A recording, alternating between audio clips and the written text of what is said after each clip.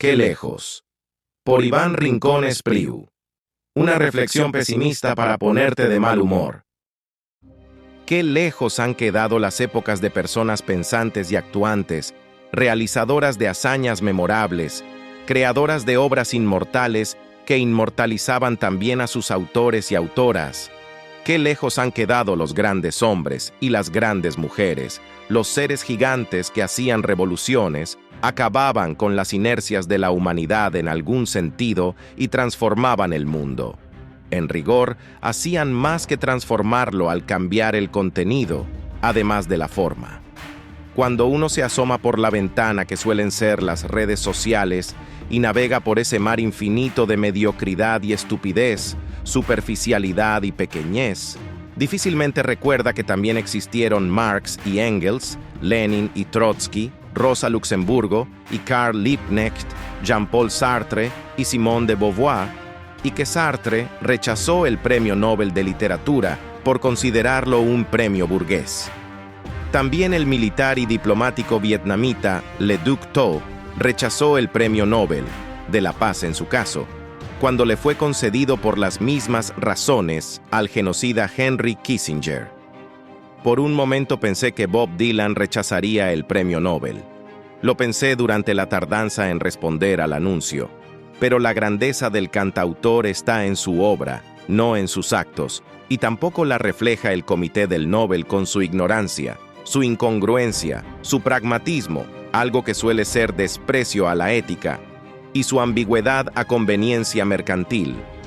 Qué lejos han quedado seres como Diego Rivera y Frida Kahlo, Picasso, Miguel Hernández, Antonio Machado, Buñuel, Kurosawa, Chaplin, Isadora Duncan o Marie Curie.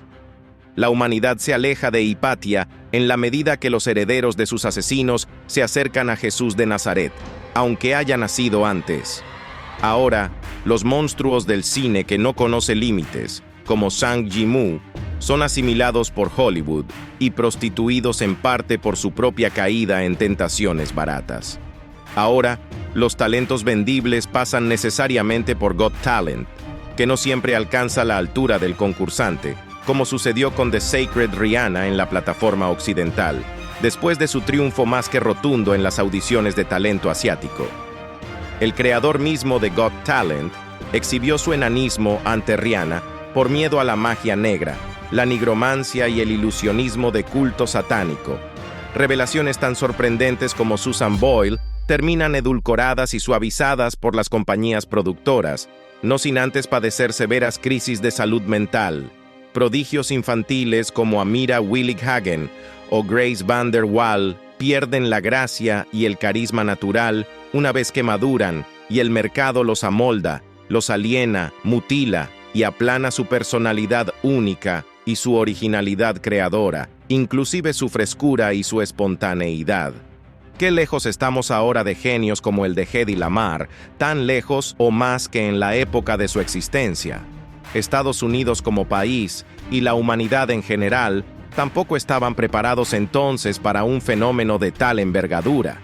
Actriz de origen austriaco, inventora durante la Segunda Guerra Mundial de lo que ahora es la comunicación inalámbrica de larga distancia, así como del actual diseño de los aviones que antes de ella eran biplanos y triplanos, terminó buscando comida en los basureros de la vía pública para alimentar a sus gatos, luego de hacerse adicta a las cirugías estéticas que desfiguraron su rostro.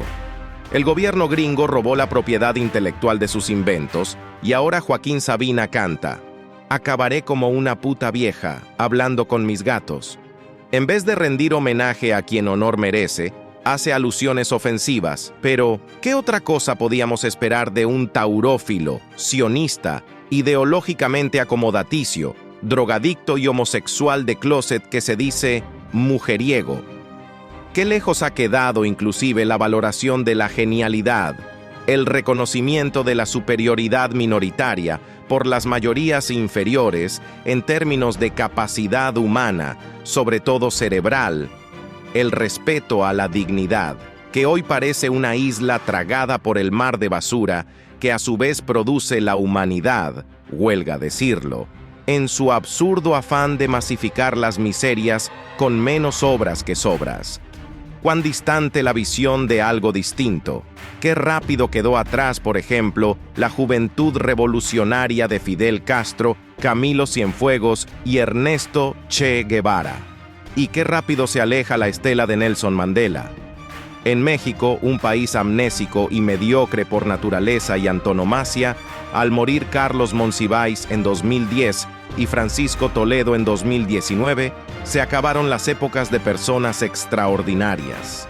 Qué lejos estaban ya los vientos de Zapata, Jaramillo, Cabañas y Genaro Vázquez, o las ideas de los hermanos Flores Magón y sus ideales. De ahora en adelante, hasta el improbable advenimiento de rupturas generacionales, necesariamente profundas y radicales, padeceremos la época de la comunicación global y su intencionalidad inmediata, en lugares virtuales que propician, más que ninguna otra cosa, la identificación entre masas oligofrénicas, deshonestas y cobardes. Como un signo identitario de la masificación digitalizada, la deshonestidad y la cobardía no terminan en donde comienza la oligofrenia, sino que se amparan en ella mediante simbiosis o sinalefas metafóricas. Así es tratándose de México, probablemente más que ningún otro país y en la medida que podamos hablar de país, porque México es, en todo caso, un negocio y una muerte alegre de creer su propia mentira, una ilusión demagógica del autoengaño, una vergüenza y una franquicia tejana. En todo el tercer mundo, la supuesta o pretendida grandeza es siempre cuantitativa, jamás cualitativa. Se mide en número de ventas o visualizaciones en YouTube. Los grandes paradigmas de México y América Latina son Slim y Juan Gabriel.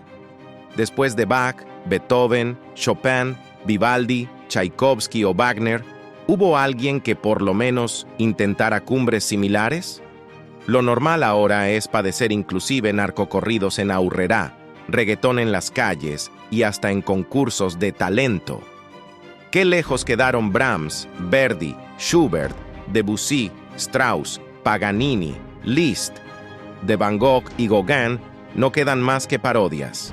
Después de Shakespeare y Cervantes, inclusive sus émulos pasaron a la historia. Con la muerte mental de García Márquez acabó la herencia del boom latinoamericano. Qué lejos quedaron también los filósofos clásicos.